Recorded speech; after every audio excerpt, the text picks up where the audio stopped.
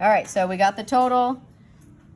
Like I said, on your test, you are gonna have to do the adding, so make sure you go slowly, double check that you get all of your pieces of data in there.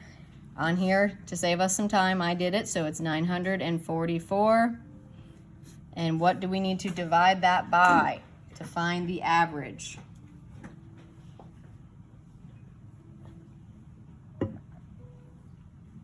Devin? Let's see, 1, 2, 3, 4, 5, 6, 7, 8, 9, 10, 11. Very good.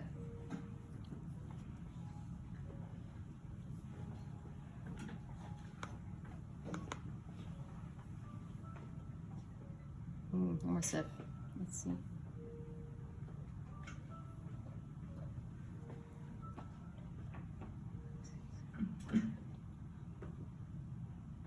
Okay, so let's divide that out. If I have 11, how many times cannot go into 9? So how many times can go into 94? Hayden? 8. 8 times. That's 80. Gives me 88. If I subtract that, 4 minus 8. Cannot do that, so I need to borrow. This becomes 8. This becomes 14. 14 minus 8. Emma? 6. Bring down my 4. How many times can 11 go into 64, John? 5. 5. Which would give me 55. 4 minus 5. John? You can't do that, so you gotta borrow. Very good. Cannot do that, so borrow. This becomes 14 minus 5. Elena? 9. Now, I have some leftover data, right? What do I do with it? What are the 3 ways that I can show leftovers on dividing? Hayden, how do I show leftovers? Ivan, head up. You can make a decimal, a fraction, or you can put remainder 9. Good. We can do a decimal, we could do a fraction, or we could put the R for remainder 9. If we're doing, excuse me, test scores, what is the best choice to show my leftovers there? Evelyn? Your decimal. Decimal, yes. So, to do that, what do I need to do? Who can walk me through that? How do I add a decimal here? Izzy? Well, you need to do a decimal behind 5, Okay, behind the 5. and then put a 0 behind 4, Okay, but what do I need to do also here? I put my 0, but what did you miss there? Yes, another decimal. So we need a decimal up and a decimal down, and then add our 0. And then you bring that down to the 9. Yep, and now I bring that 0 down to the 9. So now it's 90. So how many times can 11 go into 90? Emma? 8 times. Gives me 88 again. If I subtract that, between 88 and 90, I get 2 left over. What do I do now? Are you writing down? Hayden? Yep. I can add another 0 and bring that down. How many times can 11 go into 20? Izzy? Once. And now, does it look like I'm going to get to an even answer here ever? No.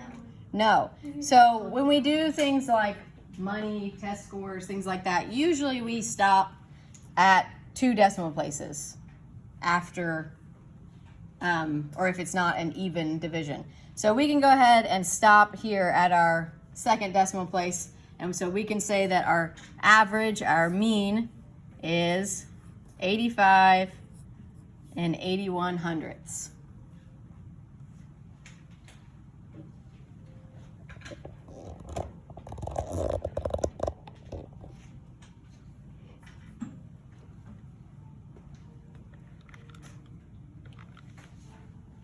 All right. Number 2 says students in Mr. Williams' Saturday art class are 15, 19, 47, 14, 15, 19, and 11 years old. So we need to find the median of that number set. Who can tell me how to find the median of a data set? Ava. Yes, most important thing we have to remember is lining them up least to greatest. Are these in order right now? No, they're all over the place, right? So I need to line them up. So I'm going to scoot down here. And what am I going to start with? Hayden? 11 is my youngest grade. So I'm going to lightly cross that off. And then I have a 14, 2 15s, 2 19s, and a 47. Why is one of 47 teacher? Hmm. I said, why is one of kids 47? Well, it doesn't say that they're kids, it just says that they're students. There are adult art classes and things. Right, so what would we call that? Does anybody remember that word that we call a piece of data that's either way above or way below in a data set? Ava? Outlier, very good, outlier. So that 47 is an outlier, right? That person is much, much older than anyone else in the class, so they're called an outlier. So now, okay, so we found our least to greatest order. What is the median then of that set? Emma? 15. If we start on 47 and we work our way inward, we have an odd number of data, so that means that we have an exact middle, and our median is 15.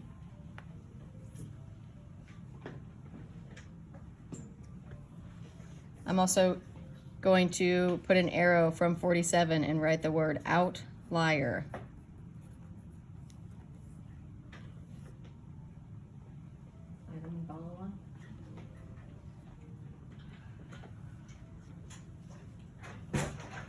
Now we need the mean. The mean is the same as what? What's the mean the same as? Hayden? You have to add them all up and then divide them by averages. What's another word for that, Maddie? Average? Average, yeah. Average and mean, they're the same thing. And as Hayden said, we add them all up and divide by how many there are. So let's add these up here. If I add 11 and 14, I get 25. 15 and 15 is 30. 19 and 19 is 38. And then 47. Add those up. Bless you. 8 plus 7 is, anybody?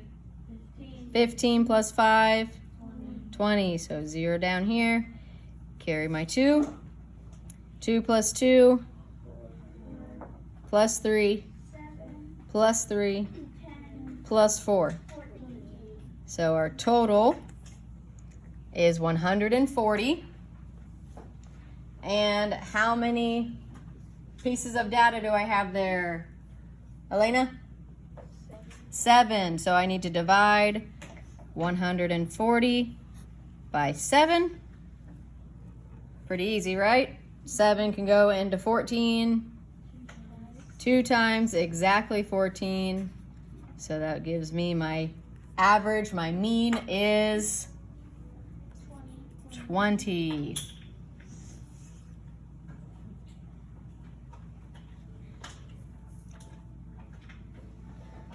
Now letter B wants to know which better represents the students' ages. Explain. So which one would we use to better represent their ages? The median of 15 or the mean of 20? Jagger? The median. The median. And why would we use the median instead of the mean? John? Because it's like closer to And why is it closer to the ages? What did we talk about, Emma? Because the outlier made the mean jump really high. Right, that outlier caused our total to be much higher, which caused our actual mean to be higher. If we didn't have this as 47, let me scoot it over there. If we didn't have 47 here, if it was 27, then we would have had 120 divided by 7. So our average, our mean would have gone down to a closer approximation of the other ages. Because if you look at our list here, we don't have any ages over the age of 20 except for the 147. So our average coming out to 20 doesn't really fit too well with that list, right? That outlier really threw it off for us. So we would say the median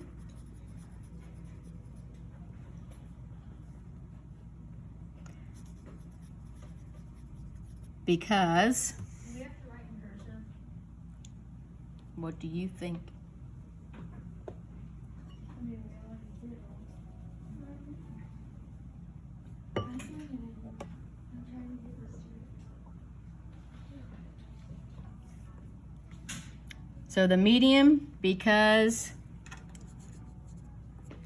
the age 47 is an outlier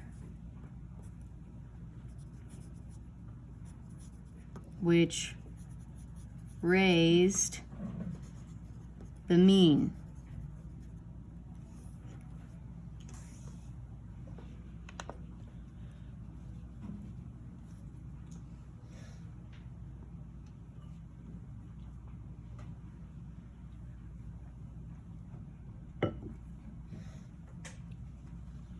Make sense to everybody? Everybody remember how to find those measures of center, those landmarks. How do I find the mode?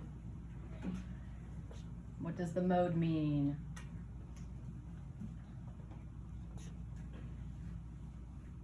Ivan? Most common? Ooh, you're close. Not most common necessarily, most. Hayden? Most often. Often, yeah. Most often, the one that shows up the most. What about the median? How do I find the median of a set? John? You have to like find the middle. What do I have to do before I find the middle though? You gotta like plot them out. Put them in Order. order, least to greatest. Find the middle. What if I have an even number of pieces of data and I have 2 in the middle? Ava? Add them up and divide by 2, or if they're really close together, you can just find the middle, right? Like if 19 and 15 were our middle numbers, those are pretty close. We could probably just figure out what's in between there, right? But if it was between 19 and 47, that would be a lot of numbers to list out. So we would add them up, divide by 2, and that would be my median, okay? And then mean, how do I find the mean? The average?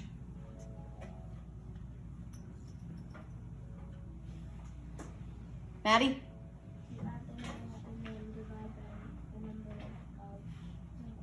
The number of numbers, yep. Add them all up and you divide by how many you started with. So in this case, we had 7, so we added them all up and divided by 7. Good. What's maximum again? Hayden? the highest. I mean the largest number. Yep, the biggest number in our data set. What's the minimum? John? Like the smallest number. The smallest number in the data set. How do I find the range?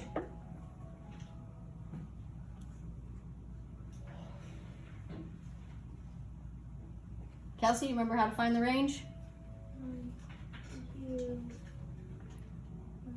You minus the max and the median. The maximum and the, Median. no, not the median. Minimum, good, yes. Just like we wrote here. Subtract the maximum minus the minimum gets you the range. Good. Okay. Hayden, do you have a question or were you? No. Okay. All right, number 3. We have a multiple choice here. Which of the questions below are statistical? Circle all of the answers. So there might be more than one that is statistical. what's that clue word that we look for? 2 words actually that could be in there that tell us that it's most likely a statistical question, Devin. Average, or what's the other one? Typical. Very good. So if we see average or typical, we know almost right away that that is a statistical question, because to find the average, that means we have to have a bunch of data points, which means we had to collect all those data points, right? So Devin, give me one of these that is a statistical question. A, good. What is the average low temperature for the month of October in Saline? So we would have to get all the low temperatures of October and find the average, which means we would be collecting all those pieces of data. Any others up there, Ava? B, yes. How many pets do 6th graders in your school have? Now that one doesn't have our clue word, but am I going to just ask one 6th grader? No, it says 6th graders, plural. So I would have to ask all of you 6th graders how many pets you have. Ivan, you got to wake up. Sit up for me. Any others up there that are statistical? John? D, how many countries are there in South America? Is that going to give me a bunch of answers, or is that just one answer? It is? Just one, right? I could just look at a map and count and say, oh, there's 10 or whatever it is, right? So that's not a bunch of answers, that's just one answer. I don't know, I just guessed. And then letter C, what shoe size are you? Is that statistical or non-statistical, Evelyn? No, because it's just asking one person. It said you or your. Right, that clue, you or your, a lot of times that means that it's just asking the one person, so it's not gathering a bunch of information. Good. And letter B, explain how you know one of these questions you circled is statistical. What do we just say? How do we know that a question is statistical? What do we have to do? Izzy? You have to look for either average or typical, and that shows you that they're getting a group of kids instead of one. Okay, good. So what are we doing if we're asking a group of kids? What are we doing, Ava? Gathering data, collecting data. So we have to make sure that the question is getting a whole bunch of answers instead of just one answer. So like, let's choose letter B. How do I know that this is statistical? Emma? Because it's not asking one 6th grader, it's asking all the 6th graders. Right, so I would say, I could say B is statistical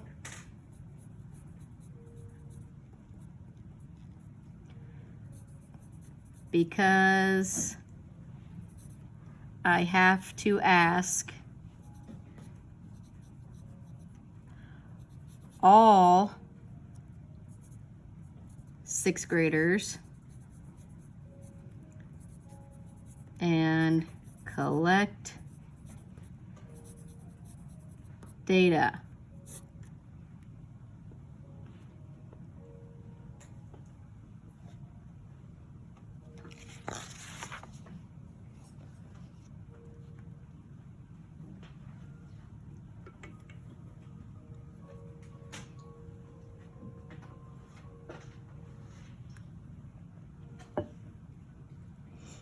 After you've got that written, you can go ahead and flip the page.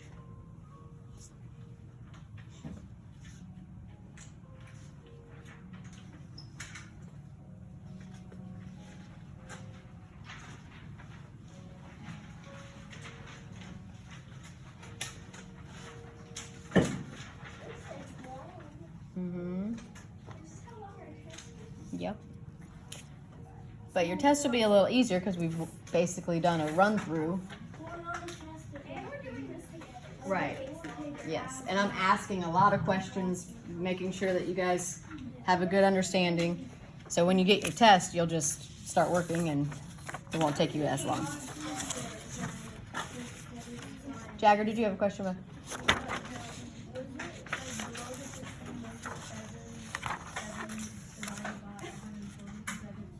Yes, to get the average there, yep. 140 divided by 7.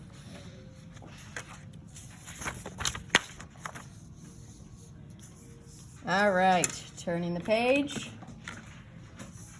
We are on number 4, plotting my points here. So another pretty easy one, right? I've got a number line. It already has my numbers filled in for me. So I just need to put my letters where they go. So A, who can explain to me where I would put -1 3/4?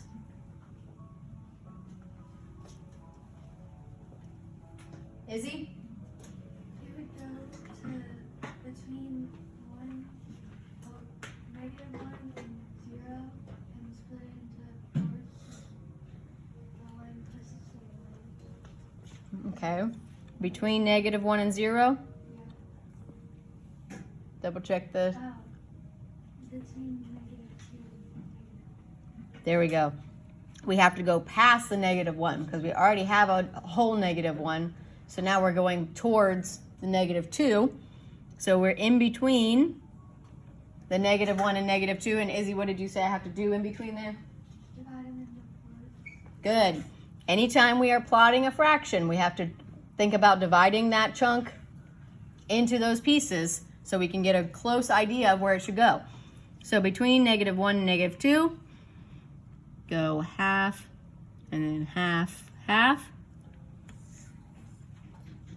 Now I have my fourths. And which one of those lines would represent -1 and 3/4? Ava? Good. The one closest to the -2.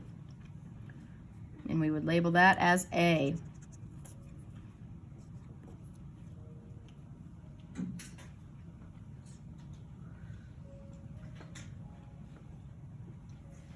I'm going to put a light line through A so I know I'm done with it. Letter B, 4 and 1/6. Where would I put that?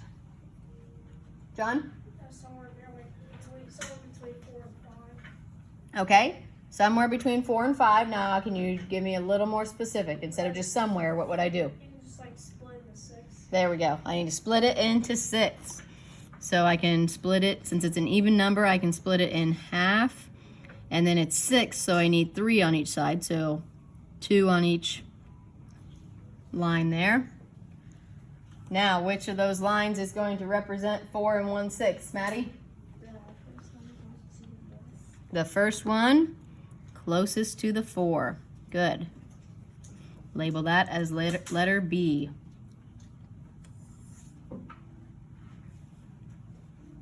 Oh, I forgot. After you label each one, you can erase those tick marks that you've made in case you need to split it into something different next time.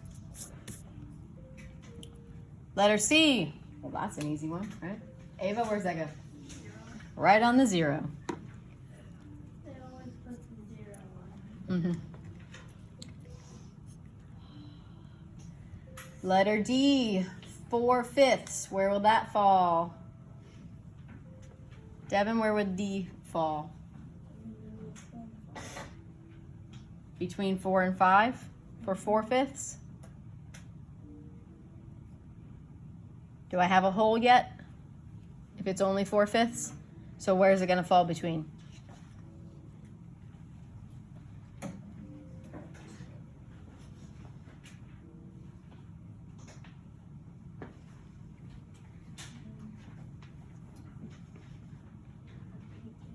Towards the beginning, right? So we know 0.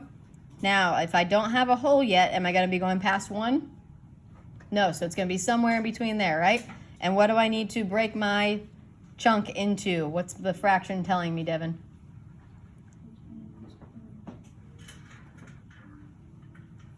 Into fifths. Good. Now, this is not an even number, so I kind of just have to eyeball it. And 1, 2, 3, 4. So which one of those tick marks will represent 4/5 then? Emma? The one closest to the 1.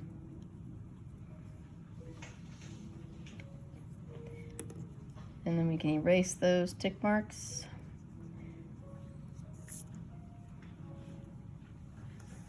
And lightly cross off letter D. Yes, Elena? Oh, you want to do the next one? Okay. Okay, go ahead, Elena. Letter E, where would it go? Exactly on the -3. Easy one, right? Exactly on the -3. And mark that as letter E.